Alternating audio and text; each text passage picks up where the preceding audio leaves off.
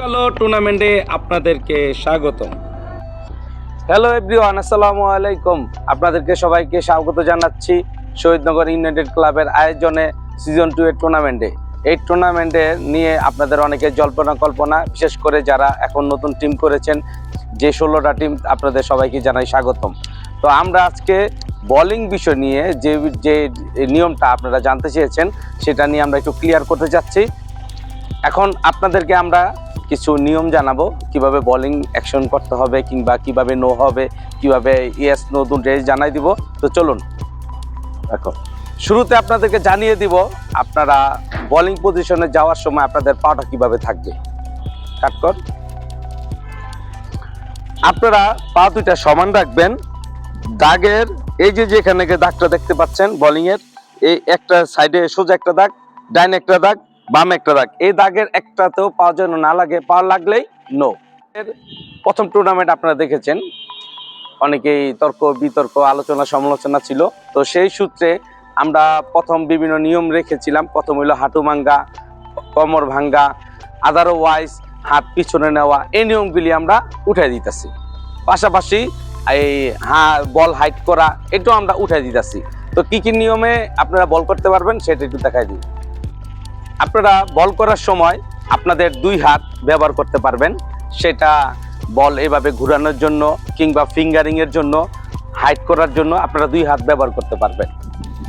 শুরুতে বোলিং অ্যাকশনে যাচ্ছি। বোলিং অ্যাকশনের সময় আপনারা দুই হাত অবশ্যই ব্যবহার করতে পারবেন, কিন্তু হাত ঘুরানো যাবে না। কিভাবে?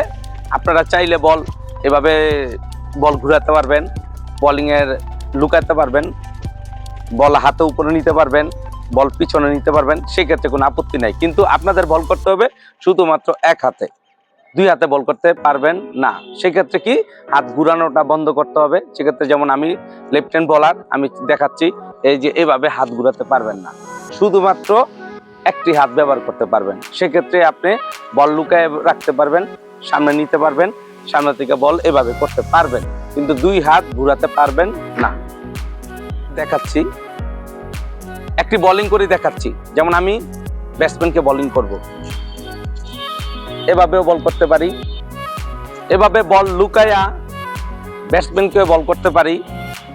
এভাবে লুকানোর পরে চাইলে আপনি আপনার হাত দিয়ে বোলিং এর যে ফিঙ্গারটা আছে সেটা আপনার হাতে দিতে পারেন, এটা দিয়ে কোনো আপত্তি নাই। এই যে যেমন দেখাচ্ছি আমি, এইটাও করতে পারেন। হাঁটুর উপরে বল উঠলেই নো, এই দেখা যায়। সম্পূর্ণ শুধুমাত্র হাঁটুর নিচে হতে হবে, যেমন ফুল টাচ, এগুলি হলে নো হবে না। বাউন্স নিয়ে অনেকের কথা থাকে, সেক্ষেত্রে আপনার বল বুকের উপরে উঠতে হবে, যেমন এটা নো হবে না। যেমন বুকের উপরে আপনার এভাবে উঠতে হবে, তাহলেই নো। আমরা বোলিং অ্যাকশনে যাই। আমরা কি করি, বলাররা বোলিং করতে যখনই যায় তখন আমরা যারা ফিল্ডার থাকি সেই সময় আমরা কথা বলি, এই কথা বললেই সেটা নো হবে। বোলিং পজিশনে যাওয়ার পরেই এই ডেলিভারি আগ পর্যন্ত চুপ থাকতে হবে। ডিসিপ্লিনের ক্ষেত্রে ফিল্ডাররা বিশেষ করে সতর্ক অবলম্বন করবেন। সেক্ষেত্রে পেনাল্টির একটা সিস্টেম রাখা হয়। প্রথম আমরা চেষ্টা করি সেটা ওয়ার্নিং দেওয়ার জন্য। যেমন একজন বলার অ্যাকশনে মাত্র গেছে, বলটা ডেলিভারি দিবে, এই মুভমেন্টে যে কোনো ফিল্ডাররা তাকে স্টপ করে, দাঁড়াও, ফিল্ডার পজিশন এরকম ঠিক করার জন্য। সেক্ষেত্রে এটা করা যাবে না। সেক্ষেত্রে শুধুমাত্র যদি প্রয়োজন ক্ষেত্রে ক্যাপ্টেন থাকবে মাথায়, সেই মাঠে ক্যাপ্টেন তাকে অবগত করতে পারে। বলার যখন বোলিং করবেন অবশ্যই পিচটা খেয়াল করবেন। পিচের বাইরে বা পিচের দাগের মধ্যে বল পড়লেই নো। সেক্ষেত্রে একটু সামনে থেকে আমরা দেখি, আমাদের পিচের মাঝ বরাবর একটা দাগ আছে, সেই দাগের আগে আপনার বল করতে হবে, দাগের মধ্যে পড়লেই সেটা নো হবে। বলার যখন অ্যাকশনে থাকবো, অ্যাকশনের পর বল ডেলিভারি করবেন, তখন আপনি ফলো থ্রো করতে পারবেন না। আপনাকে বল ডেলিভারি শেষ মুহূর্ত পর্যন্ত আপনার স্টিল জায়গা থাকতে হবে।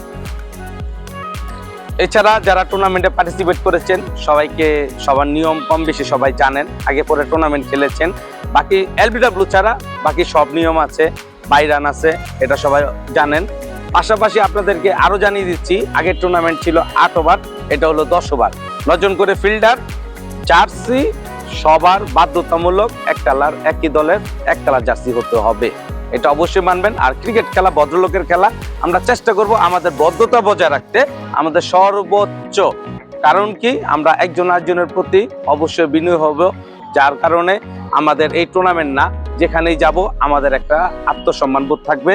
তো সুতরাং অনেক কথা বলে ফেললাম, আরো যদি বিস্তারিত জানা থাকে আমাদের সাথে কন্ট্যাক্ট করতে পারেন। তো ভালো থাকবেন, সুস্থ থাকবেন, আপনাদের সবাইকে আমরা স্বাগতম জানাচ্ছি শহীদনগর ইউনাইটেড ক্লাবের গ্রাউন্ডে, শহীদনগর বীজ সংলগ্ন বিয়েবাড়ি ইভেন্টের পাশে, 18 নং ওয়ার্ড, শহীদনগর, নারায়ণগঞ্জ।